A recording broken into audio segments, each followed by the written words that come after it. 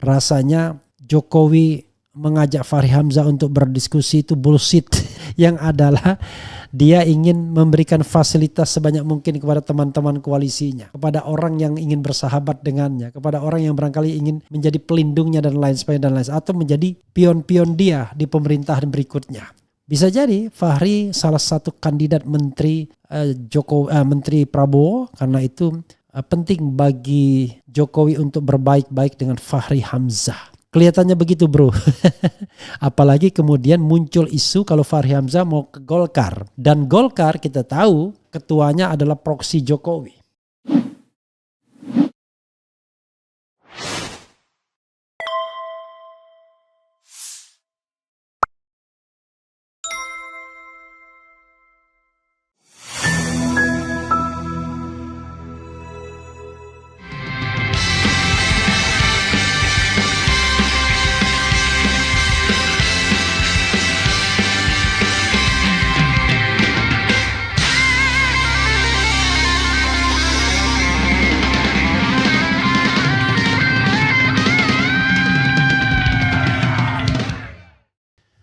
Assalamualaikum warahmatullahi wabarakatuh.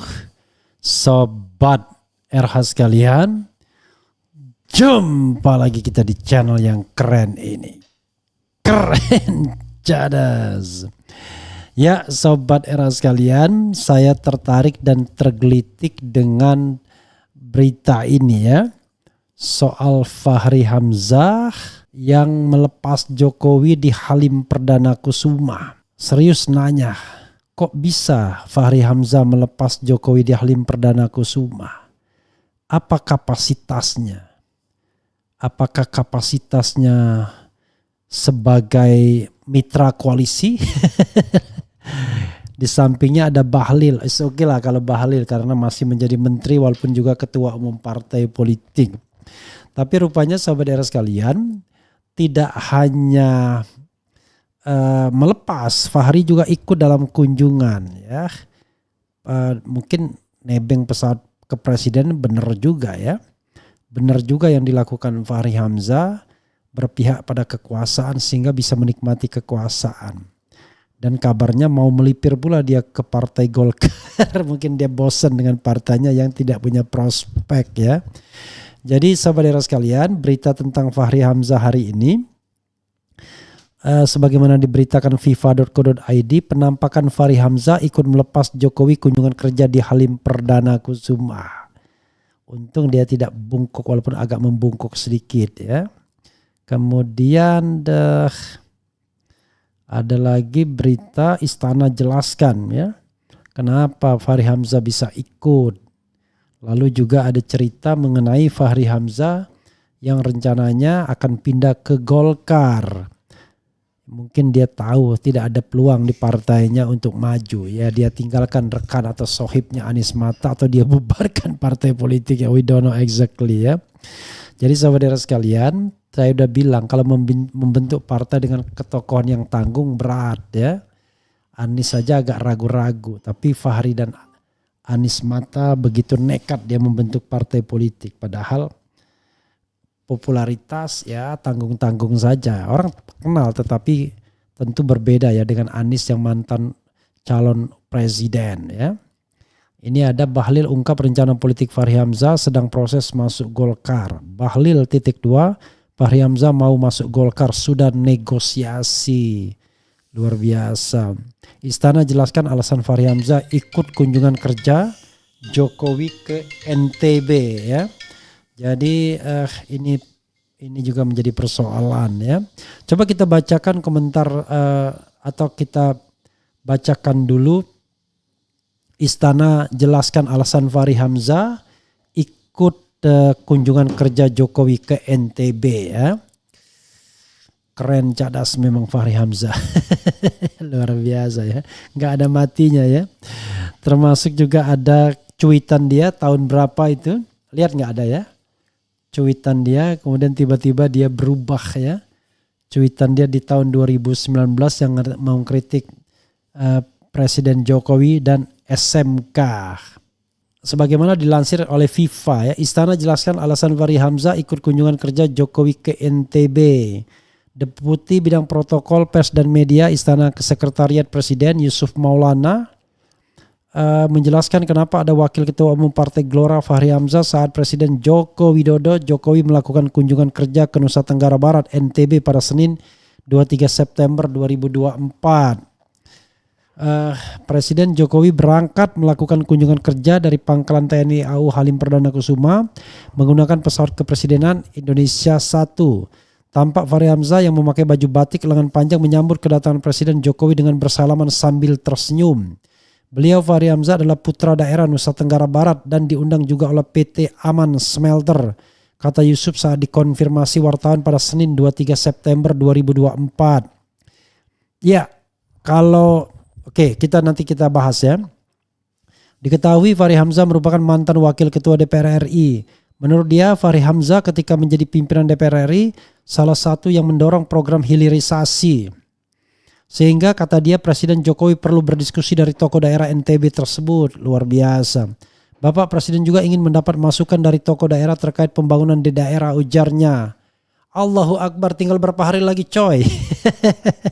Setibanya di Bandara Internasional Zainuddin Abdul Majid, Kabupaten Lombok Tengah, Jokowi akan berganti moda transportasi helikopter Super Puma TNI AU untuk melanjutkan perjalanan menuju kawasan smelter PT Aman Mineral Internasional, Kabupaten Sumbawa Barat.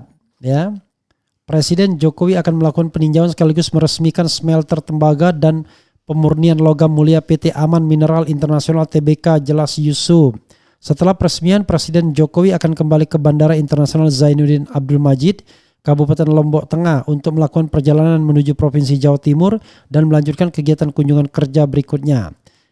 Dari NTB akan ke Gresik untuk meresmikan produksi smelter PT Freeport, ungkapnya. Selanjutnya Yusuf mengatakan Presiden akan terbang ke Mempawah untuk meresmikan injeksi bauksit perdana smelter grade alumina refineries Segar milik PT Borneo Alumina Indonesia pada Selasa 24 September 2024. Dalam kunjungan kerja kali ini, Presiden Jokowi didampingi Menteri Badan Usaha Milik Negara Erick Thohir, Menteri Energi dan Sumber Daya Mineral Bahlil Lahadalia, Komandan Pas Pampres Majen TNI Akhiruddin, Deputi Bidang Protokol Pers dan Media Sekretariat Presiden Yusuf Permana, serta PLH Sekretaris Militer Presiden Brigjen TNI Heri Purwanto. Lalu Fahri Hamzah ya ikut di mana gitu. Jadi saudara sekalian, ini ngeri-ngeri sedap sesungguhnya ya kalau kita bicara tentang good governance dan clean government. Ya, misalnya ya Fahri Hamzah diundang PT Smelter tersebut. Lalu dia ikut ke presiden ya, apakah boleh atau tidak? Ini kan menjadi persoalan juga. Mengingat dia adalah wakil ketua umum partai politik. Ya. Nah, susahnya di Indonesia memang ya belum ada soal-soal seperti ini secara rigid. Bagaimana misalnya wakil ketua umum partai politik ya bisa memanfaatkan pesawat kepresidenan, diundang seorang presiden yang teman koalisinya misalnya. Karena ini kan ada konflik of interest juga kan. Artinya memberi fasilitasi kepada teman koalisi. Nah, fortunately Fahri Hamzah bukan pejabat negara lagi, bukan anggota DPR, tetapi yang jelas dia adalah dia adalah ini seorang figur publik, wakil ketua umum partai yang ikut pemilu dan kemudian juga ikut mendukung Prabowo Gibran putra Jokowi sendiri. Apakah tidak ada konflik of interest di sana? Rasanya Jokowi mengajak Fahri Hamzah untuk berdiskusi itu bullshit. Yang adalah dia ingin memberikan fasilitas sebanyak mungkin kepada teman-teman koalisinya, kepada orang yang ingin bersahabat dengannya, kepada orang yang barangkali ingin menjadi pelindungnya dan lain sebagainya, atau menjadi pion-pion dia di pemerintahan berikutnya. Karena jangan-jangan dia sudah menangkap Fahri Hamzah, Bahlil Lahadalia dan Menteri BUMN Erick Thohir akan masuk di kabinet Prabowo yang katanya mau memberantas korupsi ya. Tetapi saya bilang kalau orang-orang yang bermasalah direkrut ya itu kabinet omon-omon saja memberantas korupsi ya. kabinet omon-omon memberantas korupsi. Jadi saudara sekalian, bisa jadi Fahri salah satu kandidat menteri Menteri Prabowo, karena itu penting bagi Jokowi untuk berbaik-baik dengan Fahri Hamzah. Kelihatannya begitu bro. Apalagi kemudian muncul isu kalau Fahri Hamzah mau ke Golkar. Dan Golkar kita tahu ketuanya adalah proksi Jokowi. Di mana dipindahkan jabatannya dari Menteri Investasi ke Menteri SDM, Energi dan Sumber Daya Mineral. Jadi satu bulan menjelang lengsernya Jokowi, tetap saja dia memanfaatkan jabatannya untuk kepentingan-kepentingan politik tertentu, termasuk kepentingan politik mengkait Fahri Hamzah, serta memastikan anak buahnya tetap patuh kepadanya walaupun nanti akan bergeser di pemerintahan Presiden Prabowo. Dugaan saya Erick Thohir dan Bahlil akan masuk pada kabinet Prabowo karena bukan kinerjanya hebat selama menjadi menteri, tetapi karena ikut dalam pemenangan Prabowo Gibran. Itu semua orang udah pada tahu, ya.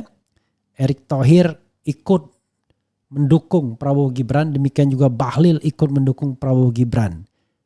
Tidak masuk secara resmi, tetapi kita tahu setiap debat datang, ya, walaupun tidak pernah cuti dan lain sebagainya. Lalu Fahri Hamzah juga termasuk pendukung Prabowo Gibran, ya, dengan rasionalitasnya yang beyond. Dulu pengkritik kelas 1 dia, ya. Ada yang kemudian orang men-spill kembali cuitannya, ya, dia bilang dasar apa istilah dia, ya, dasar SMK katanya. Tetapi sekarang hari sudah berganti, ya, tahun sudah berganti dan kepentingan tidak lagi mengkritik Presiden Jokowi, tapi kepentingannya adalah bagaimana untuk berhebat-hebat dengan Jokowi. Jadi saudara sekalian, itu yang kita lihat, ya. Mudah-mudahan menjadi baik, ya, semuanya di Republik ini. Tetapi kalau penyalahgunaan kekuasaan terus dilakukan, ya gimana kita berharap pemerintahan yang baru ini memberikan optimisme, ya. Jadi saudara sekalian, namanya manusia itu bisa berubah, ya. Yang paling penting adalah kita jujur dengan perubahan tersebut, ya.